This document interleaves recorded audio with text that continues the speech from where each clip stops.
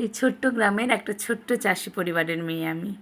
ছোটোবেলা থেকেই খোলা মাঠ, সবুজ ধান ক্ষেত, গরুর গাড়ি চড়ে যাওয়া, এই সমস্ত কিছু দেখেই ছোটোবেলা থেকে বড় হয়েছি। এগুলো যেন আমাকে ভীষণভাবে টানে। তাই তো গ্রামের বাড়িতে আসলে একটুখানি সময় পেলেও ঘুরে আসি সমস্ত জায়গাটা। ভীষণ ভালো লাগে আমার। যাই হোক, আমি গ্রামের বাড়িতে এসেছি, তাই ভাবলাম আমার এই ছোট্ট গ্রামটা তোমাদের একটু ঘুরে দেখাই। গ্রামের পরিবেশটা কেমন হয়, গ্রামের মানুষজন কিভাবে সকাল থেকে উঠে সমস্ত কিছু করে, সেটাই ভাবলাম তোমাদের সাথে একটু শেয়ার করা যাক। তাই দেখো, সত্যি কথা বলতে সেইভাবে অভ্যাসটা নেই তো, সেই জন্য হয়তো তাদের মতো সমস্ত কিছু পরিপাটিভাবে গুছিয়ে তোমাদের সাথে দেখাতে পারবো না। তবে যতটুকু পারি ততটুকুই তোমাদের সাথে দেখাবো। অ্যাকচুয়ালি বিয়ের আগে সেইভাবে কখনোই এই কাজগুলো করা হয়ে ওঠেনি। আর এখন অনেক দিন পরে এসে যখন এগুলো করতে যায় না, তেমনভাবে যেন খুব একটা ভালোভাবে পরিপাটিভাবে গুছিয়ে করতে পারি না। যাই হোক, তবুও আগে তো মা জেঠিমারা সবাই সমস্ত কিছু করতো, কিন্তু এখন তাদের বয়স হয়েছে, মাঝে মধ্যে তাদেরও একটু রেস্টের প্রয়োজন হয়। যখন বাড়িতে আসি তখন ভাবি যে নিজে একটু করি, তাহলে তারা একটু স্বস্তিতে থাকতে পারবে। তো সেই জন্যই দেখো আজকে আমি একটু করার চেষ্টা করছি।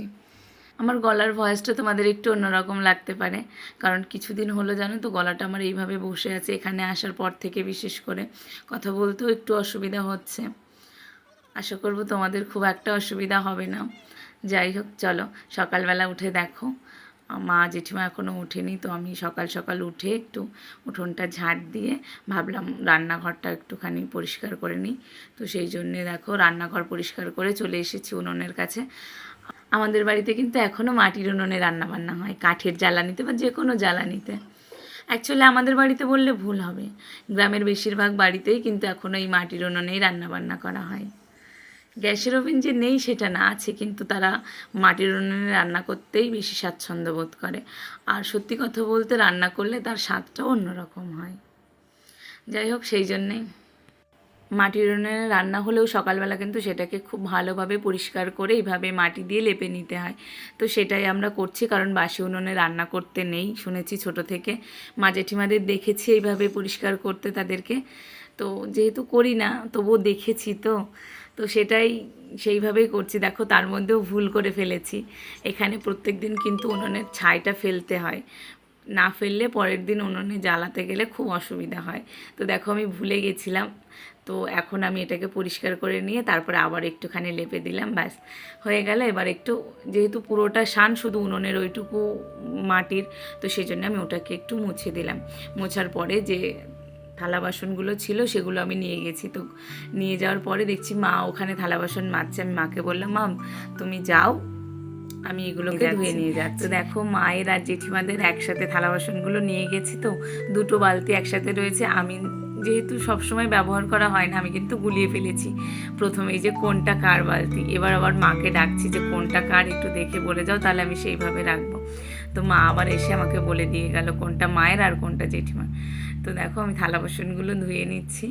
এখানে মায়ের, আমাদের যেহেতু কলেই কাজ করা হয়, শুধু মায়ের এখানটায় মোটর লাগানো আছে, তো ধোয়া টোয়া সমস্ত কিছু কিন্তু এখানেই করা হয়।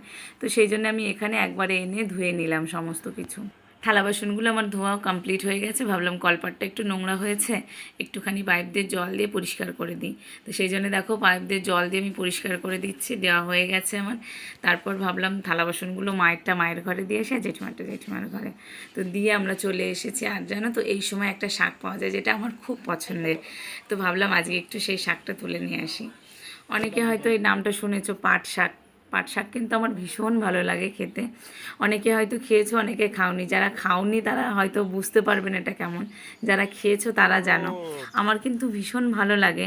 তো এই টাইমটাতেই কিন্তু এই শাকটা পাওয়া যায়, কারণ এই সিজনেই পাটটা লাগানো হয়, আর এই শাকটা কিন্তু এই সময়ই পাওয়া যায়।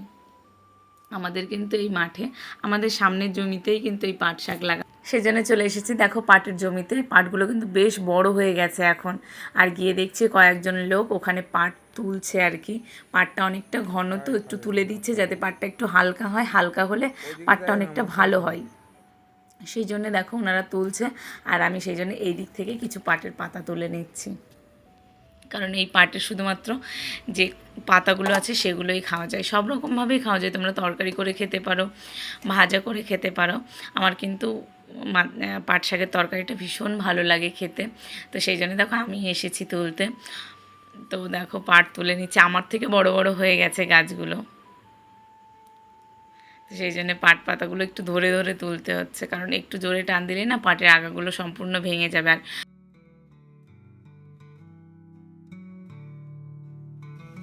কোথায় যাচ্ছ? দেখি দেখি দেখা, উঠাও। এক ঝুড়ি ভরে ফেলেছে, দেখেছো?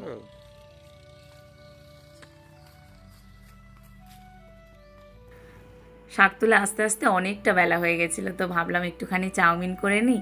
এক পাশে সেজন্য চাউমিনটা বসিয়েছিলাম, আর এক পাশে ভাত বসিয়ে দিয়েছিলাম।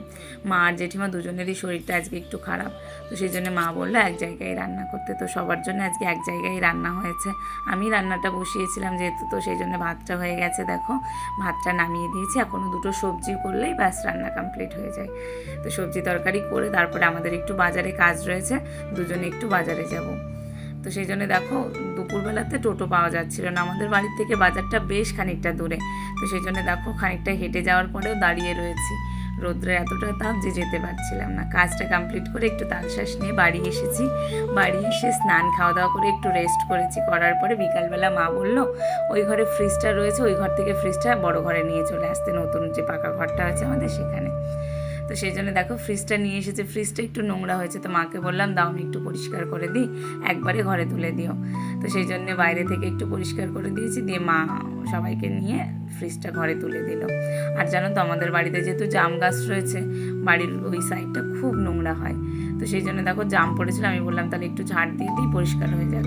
তো ঝাড় দিয়ে বিকালবেলা যেহেতু আমাদের উঠোন ঝাড় দেওয়া হয়, একবারে আমি উঠোনটা ঝাড় দিয়ে নিলাম। ঝাড় দিয়ে ও বললো চলো একটুখানি মাঠে যাই, খোলা জায়গায় গেলে একটু ভালো লাগবে। তো এসে দেখো মাঠের এখানে বসে আছি আর সানসেট দেখছি, এতটা ভালো লাগে যে বলার মতো না। তো এখানে বসে থাকতে থাকতে দেখি একজনা গরুর গাড়িতে করে তিল নিয়ে যাচ্ছে, ওদের তিল ছিল পাশের বাড়ির দাদাদের আর কি। তো সেই তিল নিয়ে যাচ্ছে। আর তারপরে দেখো বাড়ি আসার সময় দেখছি যারা ধান লাগাবে তারা পাথর দিয়েছে। তো আমার ছেলে ওখানে একটু দাঁড়িয়ে দেখছিল, মাঝে মধ্যে ওকে নিয়ে একটু মাঠে যাওয়ার চেষ্টা করে যাতে ও এই গ্রামের প্রকৃতিটা দেখতে পারে। যাই হোক এই ভিডিওটা এই পর্যন্ত রাখছি, কেমন লাগলো অবশ্যই কমেন্ট